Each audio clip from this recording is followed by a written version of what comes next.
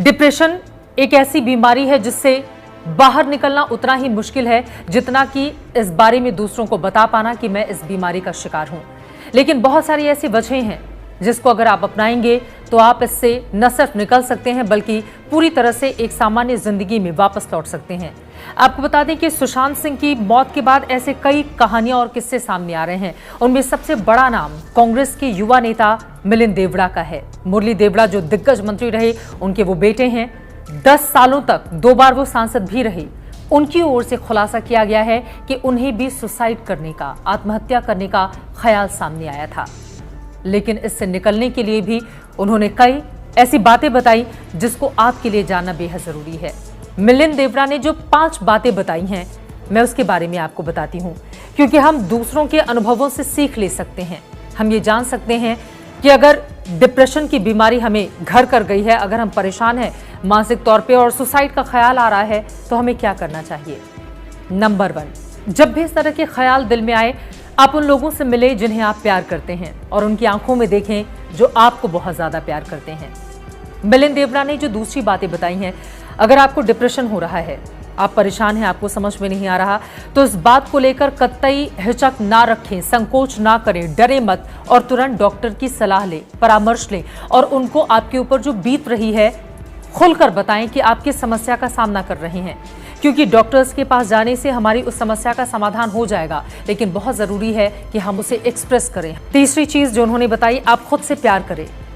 बहुत सारे ऐसे लोग हैं जो अपने परिवार से, अपने बच्चों से, अपने पति से, माता पिता से, दोस्तों से बहुत प्यार करते हैं, लेकिन उसमें वो खुद को भूल जाते हैं। ये जिंदगी बहुत महत्वपूर्ण है, हमेशा नहीं मिलती।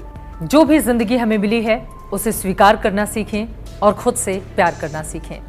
आगे मिलिंद देवड़ा अपनी बात को बढ़ाते हुए ये कहते हैं कि दरअसल जिंदगी बहुत खूबसूरत है, आगे निकलने की होड़ में मत फंसिए, इस जिंदगी को प्यार कीजिए।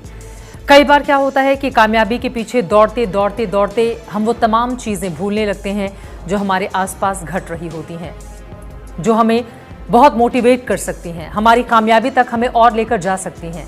लेकिन ये सब तब होगा जब हम मानसिक रूप से स्वस्थ रहेंगे। इसके लिए बहुत ज़रूरी है कि आपके जो शौक़ हैं, जैसे खाना पीना, डांस करना, गाना गाना, अपने शौक़ को पूरा कीजिए और अपने इर्द गिर्द उन लोगों को चुनिए जिनसे आप खुलकर इजहार कर सकें, बातें कर सकें, अपनी भावनाओं को शेयर कर सकें। मिलिंद देवड़ा की सबसे महत्वपूर्ण बात, कई बार हमें खुद के भीतर के शैतान से लड़ना पड़ता है। हमें समझ में नहीं आता कि आखिर हमारे भीतर ये इतनी ज़्यादा उथल पुथल क्यों चल रही है। कई बार ऐसा होता है कि बाहर की दुनिया को देखकर हम खुद से सवाल पूछते हैं कि हमारे ही साथ ऐसा क्यों होता है। यकीन मानिए, ये तमाम वो सवाल हैं जो दूसरों के अंदर भी आते हैं, लेकिन जीतता सिर्फ वही है जो खुद पर भरोसा करता है।